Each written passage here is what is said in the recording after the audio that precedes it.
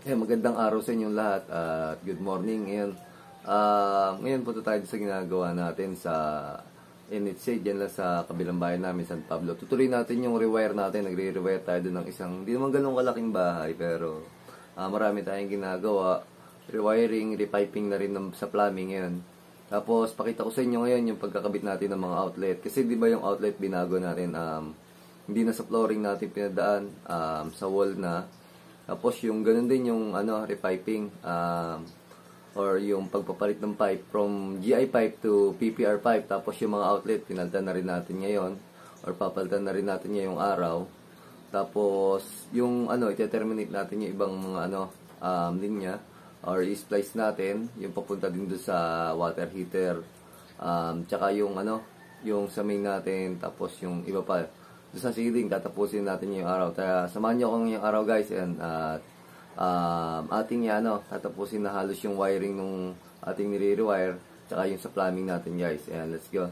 Ito guys yung mga tutuloy natin na linya.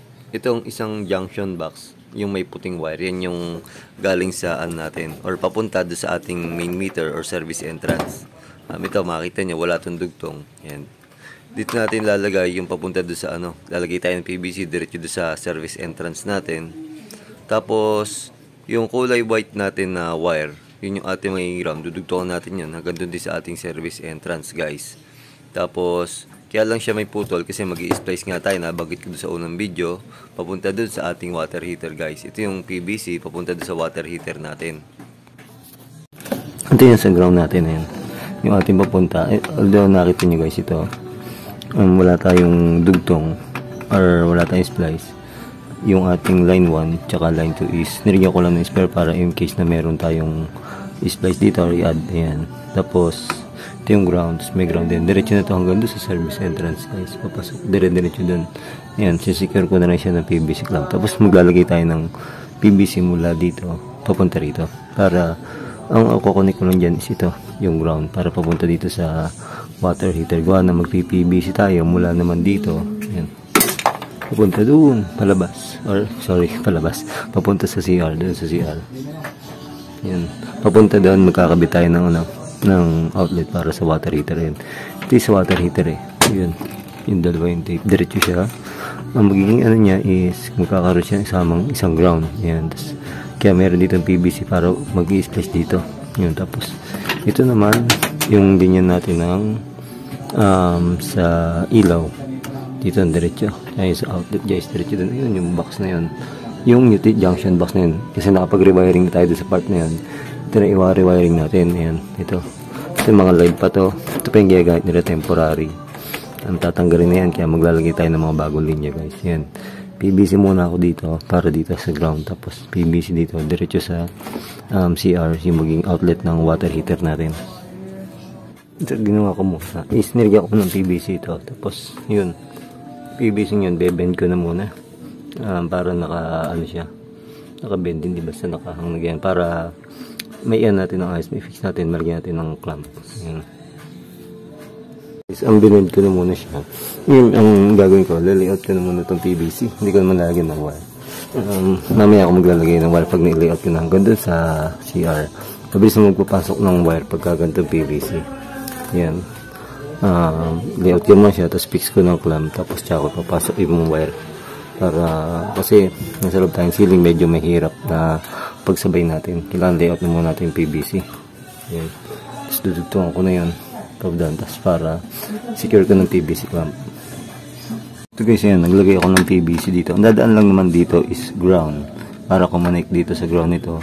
Papunta sa ground nito. Papunta dito guys. Diretso yan doon sa water heater. Yan, actually nilagay ko na rin yan pala yung linya natin dito. Ito. Yan, papunta na yun sa junction box doon. Kaya nag-junction box ako doon kasi merong linya na yun natin yung flexible loss na yun guys. Yun, pababa na yun. Switch yun. Yun, naka-splice na yun doon. Or sorry, hindi nga pala ako nag-splice. Kasi yung switch nun is yung galing dito sa ilaw na to. Magiging ilaw dyan. Yan. Ito, yan, hindi ako nag-splice. Kumbaga, diretso yung wire niya, pababa. Ang splice lang natin, isang side lang. Yung line 1 lang. Ito. Yan. Yun lang yung i-splice natin pababa dito sa switch natin guys. Tapos the rest, dire-diretso na. Ito, ayan mga wala akong splice guys. Hanggat maaari, advice ko sa inyo, iwasan yung mag-splice. Kung kaya nyo naman ilin yan ng buo, or wala makaidadagdag, mas maganda buo na. Para maiwasan nyo na mag-loose or lumuwag yung mga ano. Kasi pag lumuwag or nag-loose siya, tendency niya pwedeng kumukurap yung ilaw or mawala yung current talaga. Hindi gumana yung ilaw or yung outlet. Yan, tapos ito is, yan, kukonek ko na lang ito dito. Yan, diretso na ito sa MCB natin or breaker. Ito ganyan din. Yan, may mga tanda naman yan, may marking. Ito. Para sa ilaw, heater, then outlet. Yan guys, ito muna, splice ko na muna to. Yung ating box na to, yun yung papunta, ito yung papunta na sa MCB natin.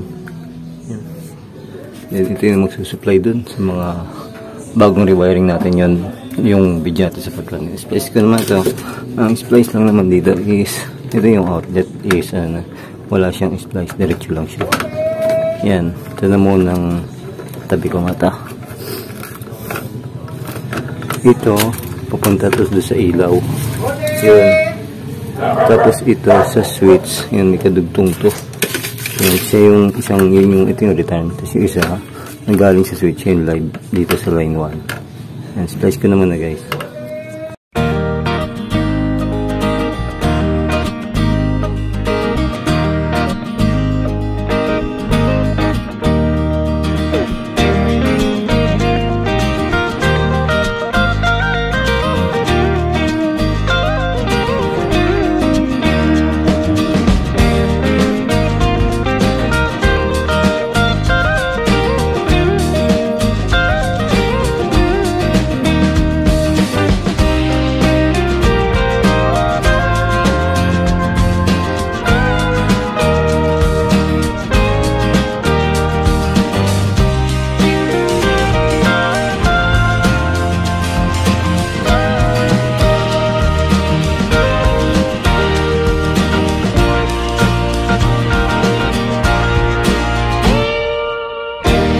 Makikita nyo guys, doon sa pag-i-splice ko, yung una, ito yung line 1, yung una ko in-splice, yan. Yung line 1 is diretso dun sa ilaw natin, sa switch natin. So yung pangalo ko in-splice is yung line 2, yung isang connection nun is diretso sa ating ilaw, yan. And tapos yung return niya, yung mula sa ilaw, papuntang switch, na ito guys. Ito yun, ito. Wala siyang, wala siyang splice kasi diretso siya guys. Yan pag splice para maiwasan yung mag-loose. Kumbaga wala masyadong splice guys. Tapos pag mag-splice ko, binend ko yung, kumakita niya, binend ko yung dulo nung ating ating copper. Yun para maiwasan mabutas tong tape. Tapos ibinend ko rin yung dulo ng tape para maiwasan lumabas naman yung copper guys. Para safe na safe siya. Yun. Guys, and may bata ko ng wet natin. Ito yung sa ground, or sorry, sa water heater. Ito, yun. Diretso dun. Ngayon, yung ground ko is wala kaming white or green na wire. Ito lang yun, ginawa ko, tiyandaan ko lang ko rin yung ground. Sa kabilang side, may tanda din naman yan. Ito ang mangyari nito, diretso ko na ito dito guys. Yan. Diretso ko na dyan. Then, dito sa kabilang side, yun. Ito guys, yan. Yan, kukunin ko lang siya dito. So, ayun, itong ground na to guys, dito, ayan. Tapos, yan, para may ground na yung ating water heater. Yan, splice ko lang ito. Then, pagdating naman dito, wala na siyang splice yung ground. Ground muna splice ko para hindi ako malito guys. Yan, dyan na yan.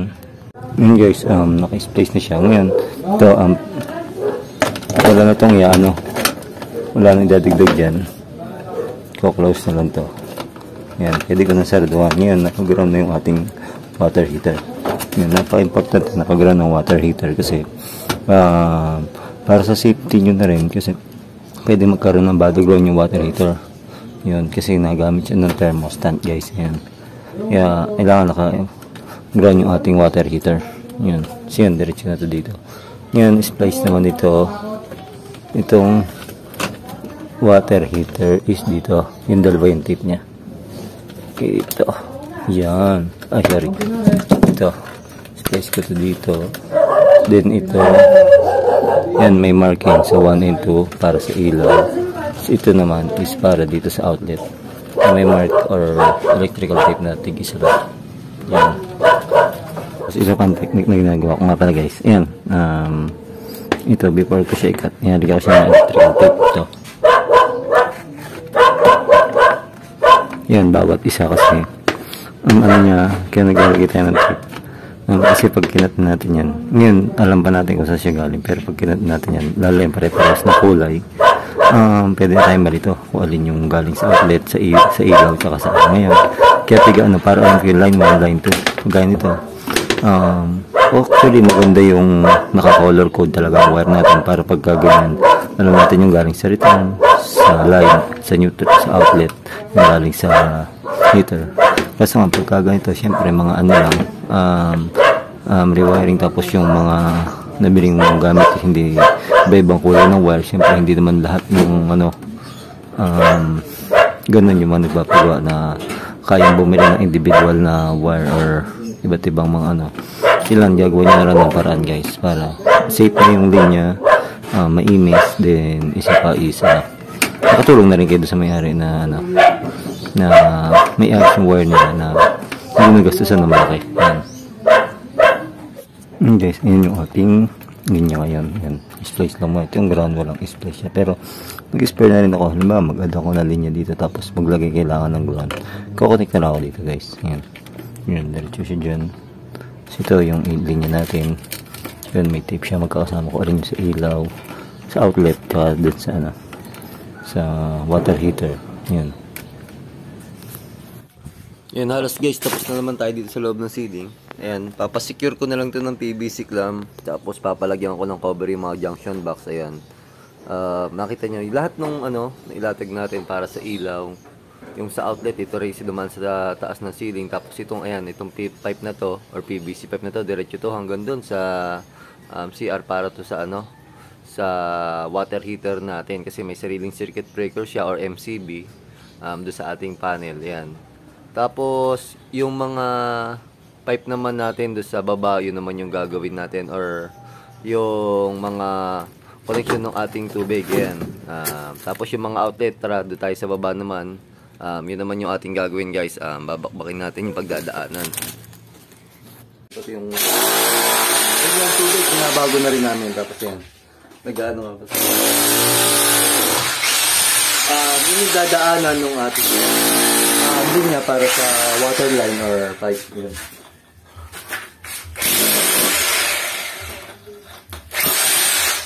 Kasi babaguhin natin yung linya din ng pipeline ng tubig. Kaya nagaan namin. Kasi dati DI ngayon, CPR pipe na yung gagamitin natin. Yan.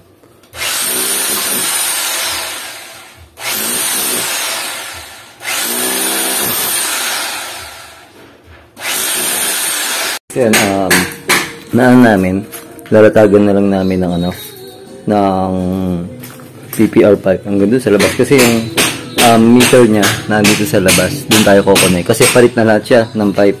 Dati GI pipe, ngayon gagawin natin is CPR pipe na hanggang dito sa loob ng CR tsaka kitchen sink. So, ayan, pinapilitin namin yung fusion machine, then nalatag namin yung CPR pipe. Ayan, lalagyan lang ng elbow tapos dito ang daan. Ito kasi dito sa corner na to, kaya hindi ito maano, septic tank yan, kaya hindi namin na dyan nagpadaan or nabakbak, kaya dito sa gilid. Ayan, yan, tapos dito diretso pakalagla doon. Yun naman papunta sa main meter. Yun naman maglalagay si Bayo ng doon utility box kasi ito tatanggalin ito para wala naka-mounted. Ito pinadaan ko na lahat yung wire dito sa loob. Mag-ilagay ng extra utility box para sa switch nito guys. Switch nitong ilaw nito. Yun. Tsaka yung additional land sa labas. Halos lahat naman napalitan na natin ng wire. Ito, yung mga switch, outlet. Kalimitan sa outlet sa taas na dumaan kasi nga Stock flooring ito. Yung iba, inian natin sa likod, tapos i-diretso yung PVC pataas. Yun. Tapos ito naman, ito back-to-back switch to, outlet. Yan, naka-splice to doon. Then, ito another outlet yung ilalagay natin. Tapos may isa pa tayong back-to-back doon, additional yon. Yung outlet naman yon, kakabit naman natin is weatherproof kasi nasa labas. Para sa washing machine yan. Pakita weatherproof. Ito yung weatherproof natin na outlet para sa labas. Ito. Yan. Eagle, yung brand. Then, ito yung mga nakikita nyo dati sa labas ng kahit sa terrace. Yan. Meron siyang cover, tapos kaganda niya, may gasket siya dito para hindi siya pasukin ng tubig. Yan. Pagkakabit nito, dito lang siya guys. Yan. Pakita ko sa inyo mamaya kung paano siya i-jumper compared sa common outlet natin na ito. Ito yung outlet natin na common ngayon. Yan. Ito yung jumper niya. Yan. Pakita ko sa inyo. Paglalagay ng wire naman dito. Ito guys. Nakabit ko naman yung outlet. Yan. Pag mag-a-add kayo ng mga outlet, ganito. Ito yung main line. Ito yung galing sa breaker. Tapos, another itong outlet. Tapos ito outlet. Pag nagkakabit ko yan, ganyan. Naka-pigtail. Para maiwasan nyo na mag-loose or mag-overload isang outlet. Kasi pagka yung jumper nyo or yung linya nyo, halimbawa, dito yung galing sa outlet or sa breaker, tapos yung papunta sa another outlet nakakonect dito. Pwede mag-overload to or masunog yung inyong outlet. Kasi nga dahil nag-overload. Kasi, syempre, hindi lang naman isang outlet yung nakakonect dito mula sa breaker. Mamot mo 4, 5, or 6 na set ng tugang. Pwede mangyari nun is pag nagsabay-sabay ng gamit yung outlet doon na nakakonect dito, tapos dadaan pa siya dito, hindi siya nakapigtail, masusunog yung outlet niya. Kasi, ganito, nakasumulot naman sa outlet. Kung ilang amps lang yun yan, 10 amps. Yun 10 amps lang yung kaya niya. Yung max na load niya dapat. Yun. Paano kung nagsabay-sabay ng gamit yun?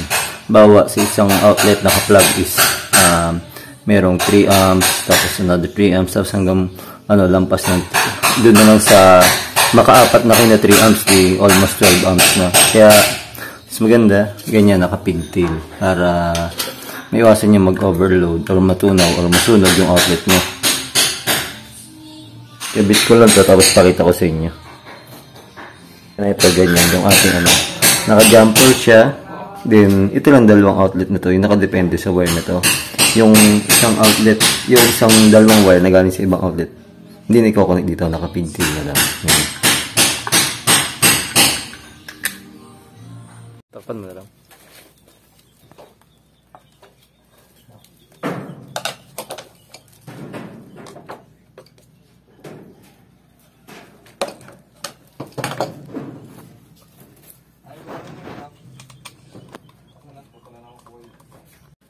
Ito nga pala dito tayo sa labas guys. Yan, sisecure natin lang yung mga piyagdaanan ng ating PVC. After namin lagyan ng cover, pa-plaster namin to.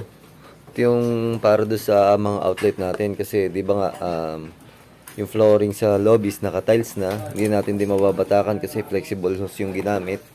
Yan, sa taas siya kumuha. Tapos dito, mga naka-junction box na, nag-separate na siya from outlet papunta sa loob ng family room. Tapos doon sa kwarto. Yun, pakita ko sa inyo kung mga naging itsura ng outlet natin doon sa loob ng bahay. Yan, ito guys, yung ating mga outlet dito.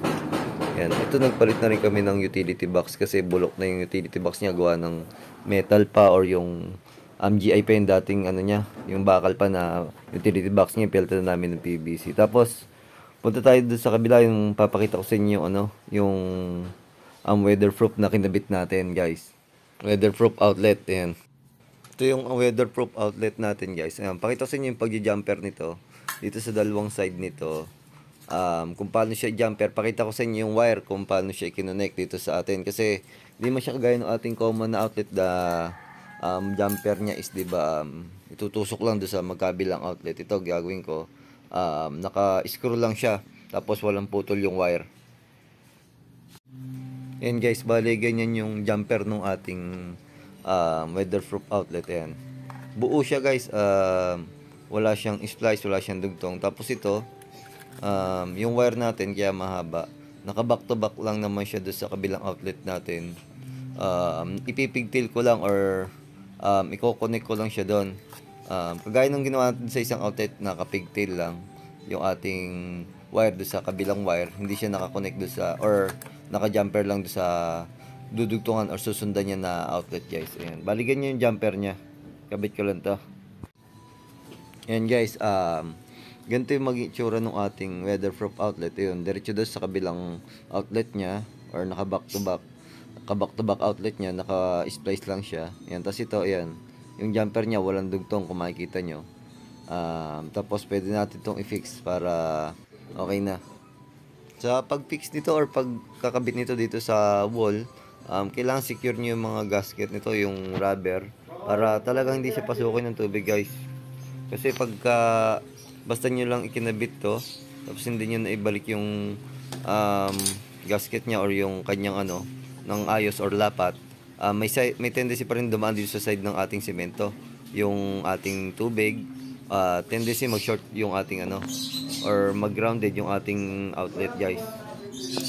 Baga baliwala yung pagiging weatherproof nitong outlet nito kung doon naman sa gilid dadaan or papasok yung tubig, ulan. So guys, yan, secure natin siya nung ating itong gasket natin or yung rubber niya.